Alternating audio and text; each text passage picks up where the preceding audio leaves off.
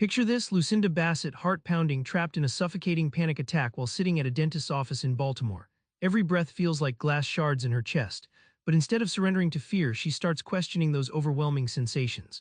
How did she turn terror into calm? And more importantly, how can you do the same? Let's unravel the secret that transformed her life from chaos to control. Anxiety isn't just about feeling scared, it's about the stories your mind keeps spinning.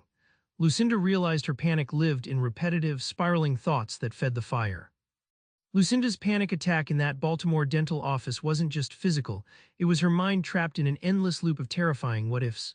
Instead of letting the pain swallow her, she dissected each anxious thought, naming them, turning her panic into a puzzle she could solve. This moment was her first step toward freedom. Think of your mind's anxious chatter as a scratched vinyl record stuck on one terrifying lyric. No matter how many times it plays, fear deepens. Lucinda's method was to literally hit pause on this record, break the cycle by consciously challenging each fearful thought, and rewrite the track with calm, clearer lyrics. By taking control of her thoughts instead of letting them control her, Lucinda flipped anxiety on its head. What felt like an unstoppable earthquake inside became manageable because she stopped reacting automatically.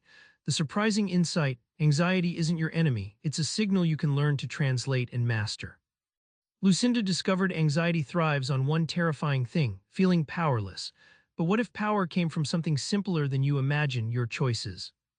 Instead of allowing her mind to buffet between unimaginable catastrophes, Lucinda trained herself to ask, "What do I choose to think?" She described walking through a crowded Baltimore street and deliberately fixing her attention on a single red leaf against the gray city.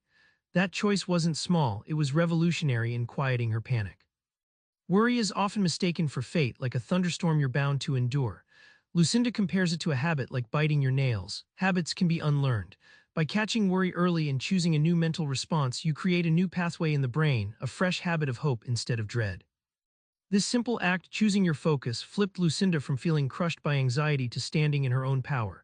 The truly surprising insight: your power is hidden in everyday decisions, and anxiety dissolves when you step into that power moment by moment.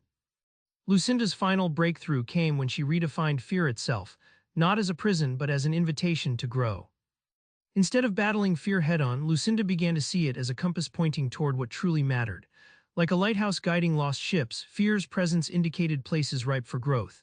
This perspective came alive when she tackled her fear of public speaking, not by avoiding it but by embracing it as a gateway to confidence.